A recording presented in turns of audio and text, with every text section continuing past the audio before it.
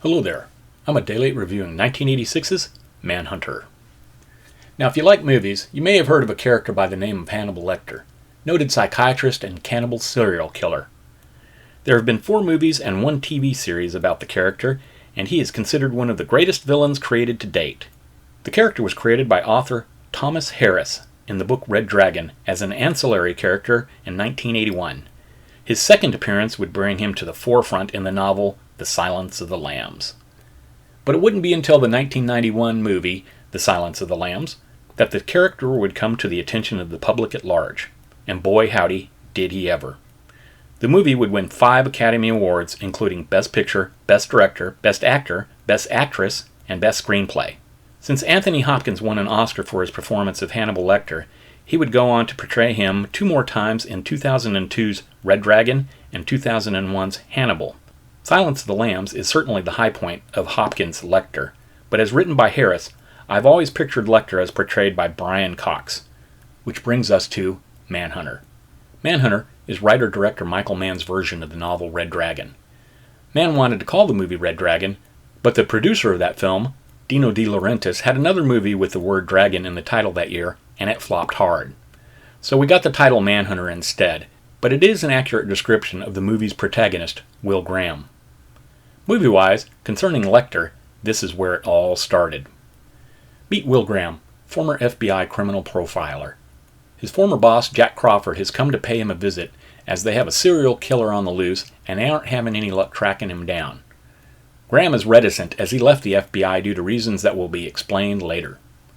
Graham talks it over with his wife, who is all too happy for him to stay at home, but Graham is one of those people who have to help if they can.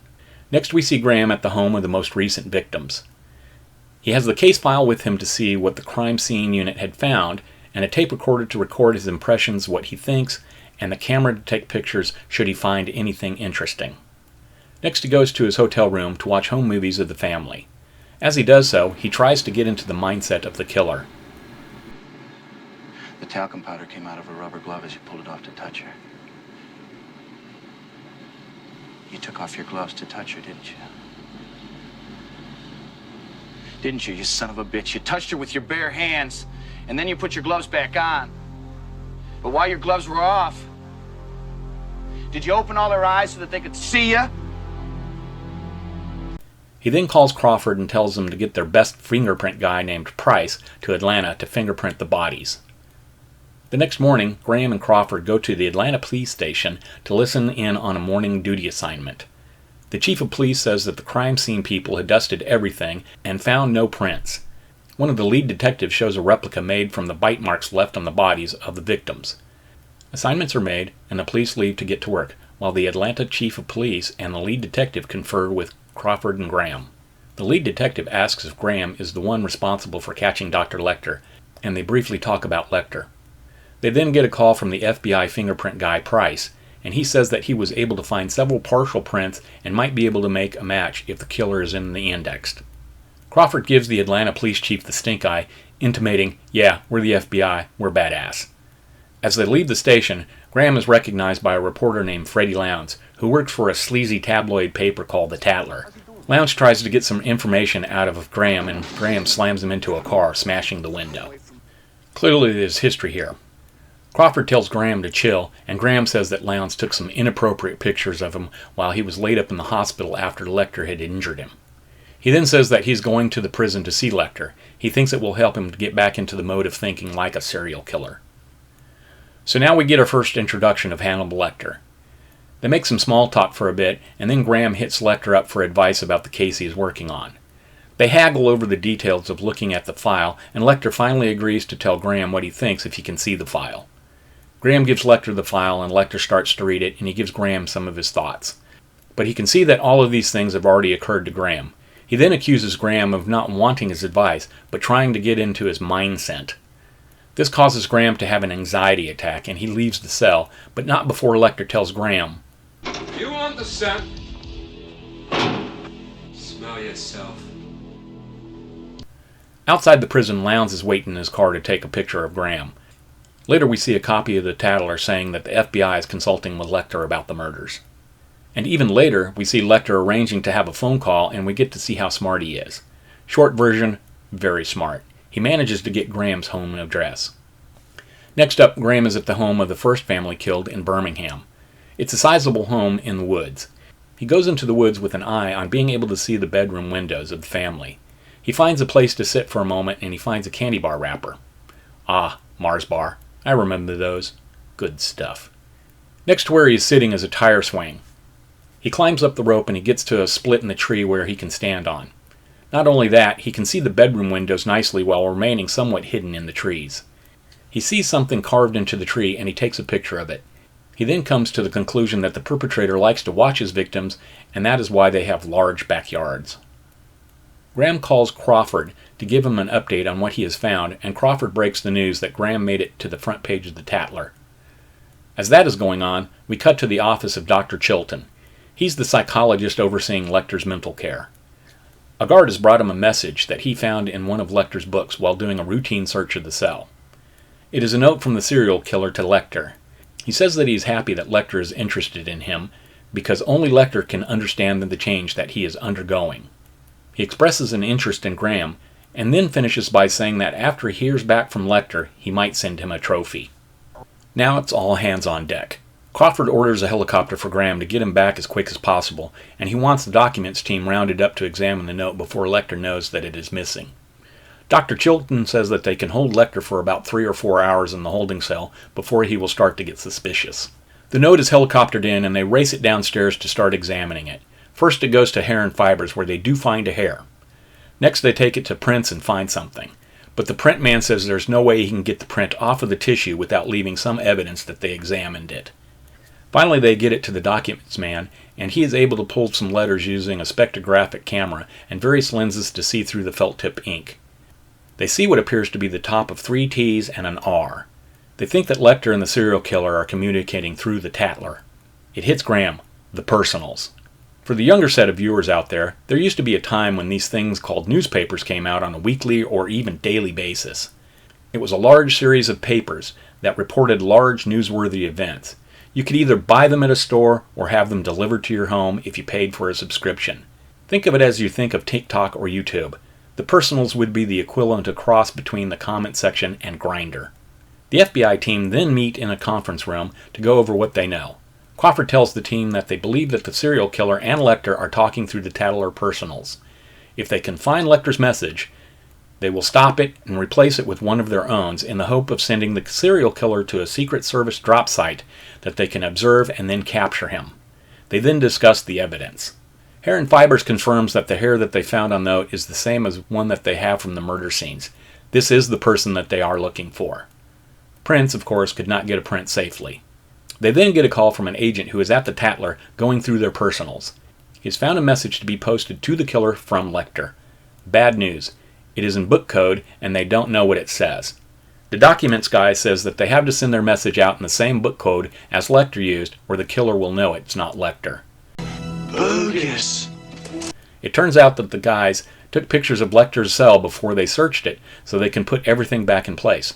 The documents guy says to have the pictures of Lecter's books sent to him at the Library of Congress and he leaves. Crawford wants to halt the personal ad from Lecter, believing that they can't break the code before the paper goes to print the next day. He wants to run it with next week's paper. Graham says that they will lose a week and they only have 17 days until the next full moon, which is when the killer strikes. Grudgingly, Crawford says that he can make the call. Graham says run Lecter's reply and they hope they can break the code. Someone asks what happens if they can't break the code, and Graham says that they can use him as bait. Graham will give an interview to Freddie Lowndes, talking about the serial killer. Next up, they are at an office of the Tatler giving an interview to Lowndes. They say that they believe the killer is a homosexual and may have been molested by his mother. Graham says that he will be staying in the Washington, D.C. area until they catch the killer. They then take a picture of Graham and Lowndes together with a somewhat recognizable landmark in the background to let the killer know where they are. The next week the paper comes out, and shortly thereafter we have Graham out for a stroll one night when he encounters a jogger. Graham jumps the gun and takes the jogger down, but it turns out that the person was a simple jogger who was worried about getting mugged. So much for their sting. As it so happens, the killer is in town, but he has a different idea. He grabs Freddie Lowndes instead. The killer takes Lowndes back to his home and explains that he is undergoing a transformation. He then shows Lowndes pictures from the murders, and this horrifies him. The killer then has Lowndes read his manifesto. It is a threat to Graham. Once Lowndes is done reading it, the killer then assaults Lowndes. Later, at a parking garage, Lowndes is strapped to a wheelchair and set on fire. We then cut to Crawford and Graham at a hospital. A doctor tells Graham that Lowndes didn't say anything before he passed. Graham understandably feels guilty, and Crawford comes over after talking with the documents guy. He broke the code. Excellent! Lecter passed on Graham's home address to the killer. Bogus. Crawford notifies the local authorities, and Graham's family is moved to a secure location. Meanwhile, we get to see a little bit about our killer. He works at a film lab, and his name is Mr. Dollarhide.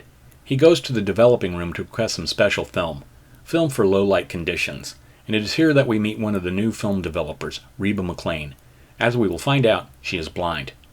Now, on the one hand, I get it, in that I took a class in the early 80s, and you had to transfer the film into a tumbler that had developer chemicals in it, and this was inside a bag that you couldn't see into. It was all done by touch, so the film wouldn't get damaged by overexposure. Still, once you got the film into the tumbler, you could take the tumbler out to wash and fix the film. But you still needed to be able to see the film once it was set. Her blindness serves a bigger purpose, however. Dollarhide is slightly disfigured due to being born with a cleft palate, and is quite sensitive about it. Being blind, McClane is taken by Dollarhide's good diction. They are interrupted. Another employee was going to take her home, but can't now, so Dollarhide offers to take her home. But first he wants to take her for a surprise somewhere. Feeling adventurous, McClane agrees. Dollarhide takes her to a vet that is doing oral surgery on a tiger. She gets to partially lay on the anesthetized animal and is impressed by its heartbeat and the size of its teeth. Oh, yeah. Later, Dollarhide takes McClane to his home, where they have dinner and he watches film of the next family that he's going to kill. Unable to see what Dollarhide is watching, McClane comes on to him and they end up having sex. It is a very powerful experience for Dollarhide. Meanwhile, Graham is trying to get into Dollarhide's mindset, so he has a phone call with Lecter, and Lecter tells him, And if one does what God does enough times, one will become as God is. And this gives Graham an idea. He goes to one of the victims' homes and reenacts the killing, and comes to the realization, And I see me desired by you, accepted and loved in the silver mirrors of your eyes. And there you have our motive for the killing. Graham doesn't know it yet, but Dollarhide had probably been made fun of due to his cleft palate, and thus is seeking validation in his murder victims. But back with Dollarhide, he is waiting outside of McClane's house when she drives up with the co-worker that normally gives her a ride. Dollarhide is disappointed to see the man walk her to the door. Even worse, he sees them almost kiss. The lighting would indicate that we are seeing what Dollarhide is seeing and not what is actually happening.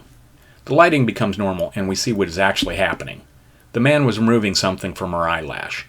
He leaves and Dollarhide intercepts him and kills him. He then goes to McClane's front door and knocks on it. When she opens the door and asks who it is, Dollarhide makes this depressing proclamation. Francis is gone. Francis is gone forever. And we are back with Graham and Crawford. Graham has a tape of one of the families playing on the TV while he and Crawford talk about the case. Graham believes the killer needs to be accepted and desired by his victims. And in order to do that over and over until he actually is, he needs trophies of some kind. As he watches the movies, he notices some clues and begins to work it out. They call the evidence room and they have a guard look at the film canisters. They both say Gateway Labs, St. Louis, Missouri. Crawford then arranges for transport and they are on their way to St. Louis. Meanwhile, while they're in their Learjet, Crawford is talking with somebody about getting the names of people who drives a van and work at Gateway Labs. Graham is on a separate phone call to the St. Louis police to have them pull up IDs on the names he is about to give them. From the evidence they have gathered so far, they know the killer is a white male, taller than 6 feet, weighing somewhere between 180 to 225 pounds with blonde hair. They go through several names and come up with a single match, Dollarhide. The police captain tells Graham that Graham is a little closer to the address from the airport than they are from the police station, and they will meet them there. Once the Learjet lands, A pair of patrol cars picks up the feds, and they head to Dollarhide's house. En route to the house, one of the police cars crash, and an officer is injured after they turn off their lights not to alert Dollarhide. They spread out around the house to see what they can see. Graham sees Dollarhide in the kitchen, about to kill McClane, and charges towards the large glass window. Dollarhide sees him charging, and he lets go of McClane and moves towards the window. Graham crashes through, and Dollarhide catches him and then slashes him with a sharp piece of broken mirror. He then throws Graham bodily against the refrigerator, knocking Graham out. Dollarhide then gets a shotgun and dispatches two of the police officers. He then returns to the kitchen to take care of Graham, only Graham has awakened and shoots Dollarhide first, and our serial killer's reign has ended. The rest of the police arrive, and Graham takes McClane outside to the waiting ambulance. Later in Florida, Graham's wife and son arrive for a happy reunion. The end. And there you have it, Manhunter. I have to admit, I love this film. It's atmospheric and stylish, with a great cast and musical score. Ostensibly, the movie is about catching a serial killer, but it is also a look at the toll it takes on Graham, his mania towards catching the killer. And that is probably the only complaint I have with the film. It's taken as a tenet in the film that, and if one does what God does enough times, one will become as God is. which makes me wish there was a scene in which Graham begins to think like the killer in a setting outside of work. Say he's at a diner drinking coffee, mulling over some of the files, when he sees an attractive woman at another table who isn't paying any attention to him. The lighting changes with a big flare of light behind her and a look of desire on her face. He then shakes it off, and in that moment realizes the killer's need to be desired, and may be a little disgusted with himself for having that depth of understanding. As it is, Graham has an understanding of the killer's mindset, but remains separate from it and repulsed by it. You took off your gloves to touch her, didn't you? Didn't you, you son of a bitch? You touched her with your bare hands. As a procedural, it is excellent. Graham's insight into the killer's mind leads to getting fingerprints that were overlooked by early investigators, and ultimately to the discovery that the killer had seen the home movies of the families killed, which in turn leads to the killer's downfall.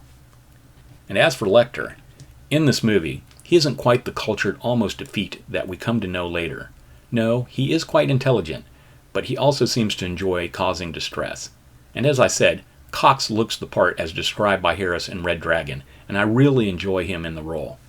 Having said that, I think that Mads Mikkelsen's portrayal of the character on the TV show Hannibal is outstanding, and he is truly the gold standard for the character. At least for me anyways. So if you like psychological thrillers and don't mind a bit of graphic violence, Hannibal is one of the best shows to ever appear on TV. I will give you a warning though. It is quite graphic, and I'm amazed that it aired on US network TV. But if you are in the mood for a stylish, moody thriller, and you are interested in where it all started for Lecter, then you'll want to check out Manhunter. It was written and directed by Michael Mann, based on the novel by Thomas Harris. Mann is best known for Thief, Manhunter, The Last of the Mohicans, and Heat. He does a great job, the movie looks fantastic, and he gets great performances out of the cast. It starred William Peterson, Dennis Farina, Tom Noonan, Joan Allen, and Brian Cox. They all do an outstanding job. It is rated R for some profanity and a bloody crime scene. It has a runtime of 2 hours, so you will need to set away a little time to watch it, but I certainly feel it is worth it.